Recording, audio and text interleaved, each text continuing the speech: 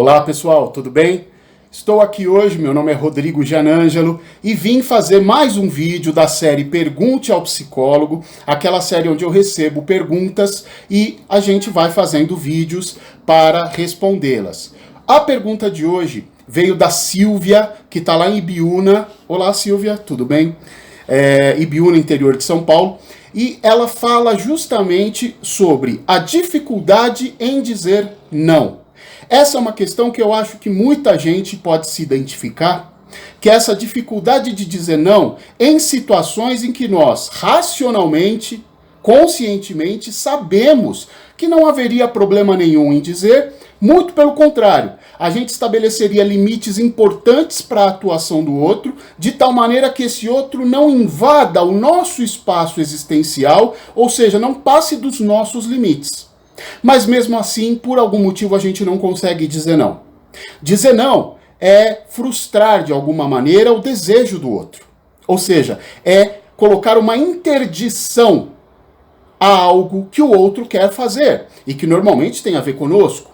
Ou seja, seria a possibilidade da gente manter os nossos limites e de dizer ao outro, olha, até aqui você pode ir, não passe desse ponto, porque se você passar desse ponto não vai me fazer bem e eu não quero que isso aconteça. Ou seja, seria algo bastante importante, então quando a gente não consegue dizer não, para todas as pessoas, ou em algumas situações sim, outras não, a gente normalmente sofre. E a gente só se dá conta desse sofrimento depois, porque na hora a gente não consegue dizer não. Mas depois o tempo passa e a gente percebe que a gente recebe as consequências negativas daquilo que a gente não conseguiu negar. Bom, uma abordagem, uma possibilidade de compreensão desse fenômeno, porque obviamente o fenômeno humano, a psique humana é bastante complexa, mas uma das oportunidades que eu gostaria de trazer aqui hoje diz respeito às nossas relações mais precoces, quando nós somos criança. Quando nós somos criança, nós dependemos em quase tudo dos adultos que nos cercam, dos adultos que cuidam de nós. Esses adultos podem ser pai, podem ser mãe, podem ser tio, tia, avô, avó, enfim, pais adotivos, não interessa a configuração, né? Mas interessa o fato de que uma criança, para se alimentar, para se banhar, para se limpar no banheiro, para fazer quase tudo que interessa à sobrevivência dela, ela depende dos adultos. Então, ela tem essa percepção, muito cedo ela tem essa percepção de que, além dos laços afetivos que ela tenha por esses adultos, além do amor que ela possa sentir por esses adultos, ela percebe que ela depende desses adultos para sobreviver. Se um dia esses adultos simplesmente desaparecerem, sumirem, e essa é uma fantasia que infelizmente é bastante comum na cabeça das crianças, ela tem a sua sobrevivência colocada em risco. Então, para muitas crianças, surge essa tendência, esse desejo de agradar os adultos que estão com ela para que eles não vão embora. Ou seja, de não frustrar o desejo dos adultos que estão com ela, porque frustrando o desejo dos adultos que estão com ela, ela pode ter a sua sobrevivência colocada em risco. Ora, pense isso numa situação em que os adultos que cuidam dessa criança, os pais ou os responsáveis por ela, são pessoas muito rígidas, por exemplo. Então a criança tem um repertório de comportamentos e de falas muito pequeno que ela pode utilizar.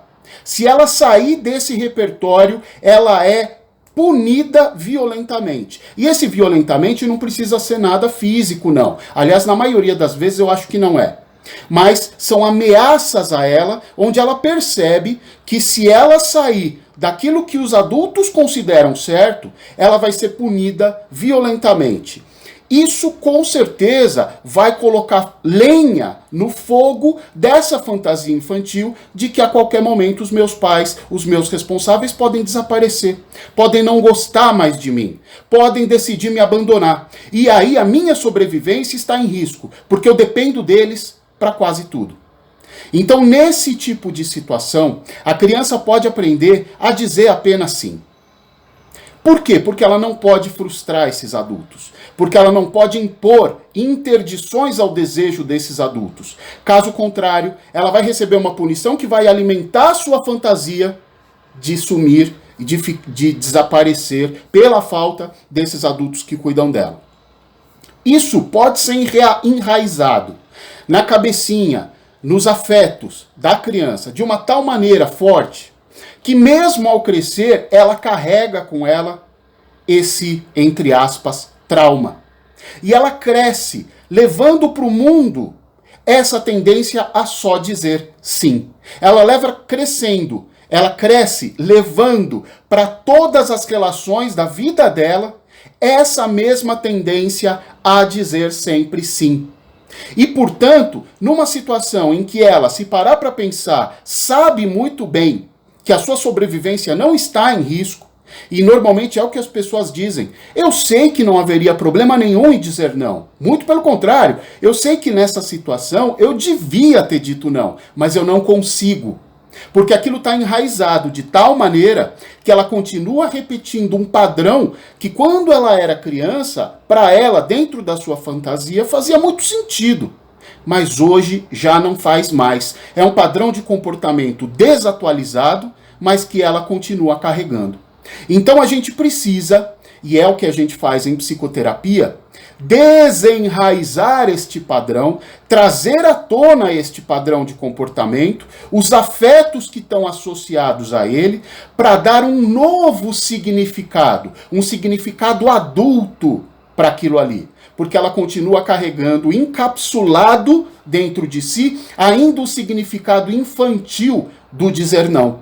Se a gente consegue dar um novo significado, um significado adulto para o dizer não, nesse sentido de que o dizer não me protege para que as pessoas não me invadam, não ultrapassem os meus limites e, portanto, não me façam sofrer depois, se a gente consegue isso, então a gente consegue que a pessoa aprenda a se impor e a dizer sim ou não conforme os seus objetivos, conforme os seus limites e conforme os seus desejos e não mais querendo apenas agradar, querendo apenas que o outro se sinta confortável na minha presença, quando muitas vezes essa não interdição ao desejo do outro faz com que eu mesmo não me sinta bem na minha presença.